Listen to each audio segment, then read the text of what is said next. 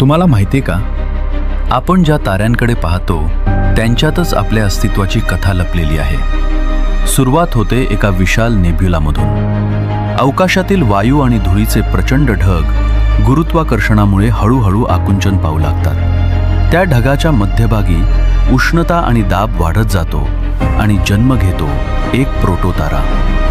काही लाख वर्षानंतर सुरू होते अणुसंलयन, हायड्रोजनचे हिलियममध्ये रूपांतर आणि एक तरुण तारा तेजाने प्रज्वलित होतो. त्याच्या भोवती तयार होतात धुळीचे वायूंचे वलय, जिथून पुढे ग्रहांची निर्मिती होते.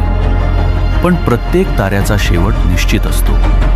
इंधन संपताच तो लाल महातारा बनतो आणि अखेरीस एका प्रचंड सुपरनोव्हा स्फोटात स्वतःचे आवरण अंतराळात विखुरतो. उरते त्याचे कोर, जे गुरुत्वाकर्षणाखाली कोसळत इतके दाट होते की जन्म घेतो एक कृष्ण